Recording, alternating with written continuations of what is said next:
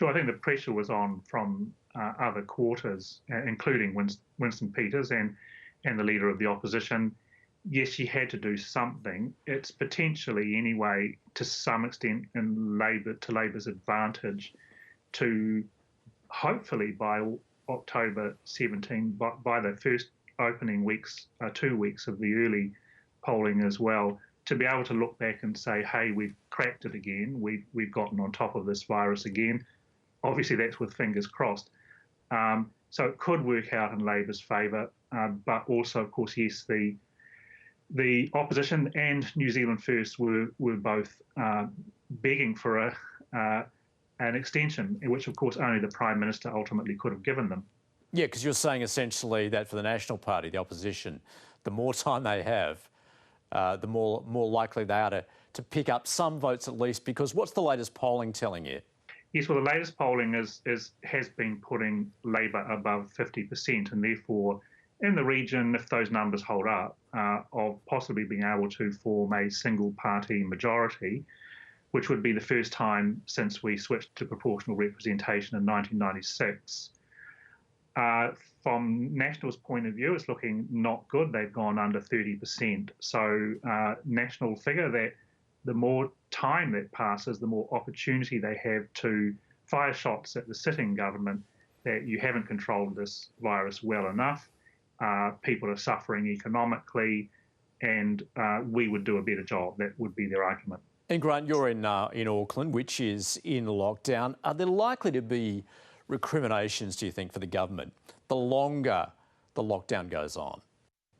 Oh, yes, I'm sure that Australians are feeling very similar feelings, that it really wears people down. And, of course, you know, there are cafe owners in my neighbourhood, for instance, who I see they're really suffering.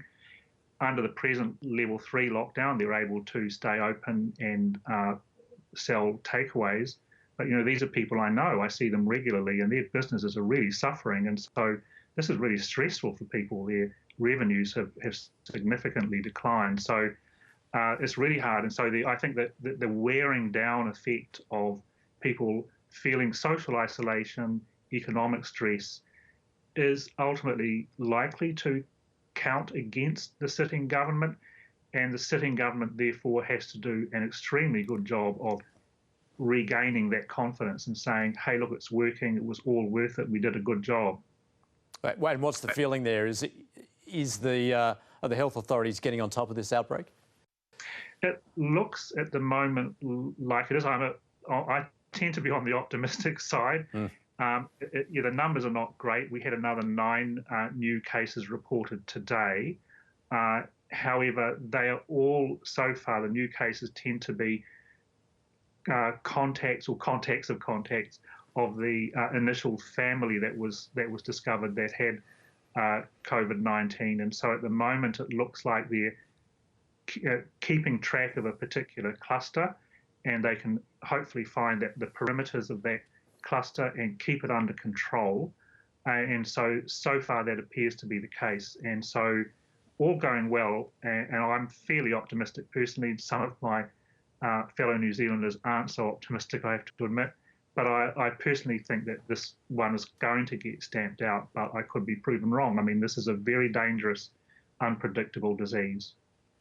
Grant, Duncan, great to talk to you again. Thanks very much. Thank you.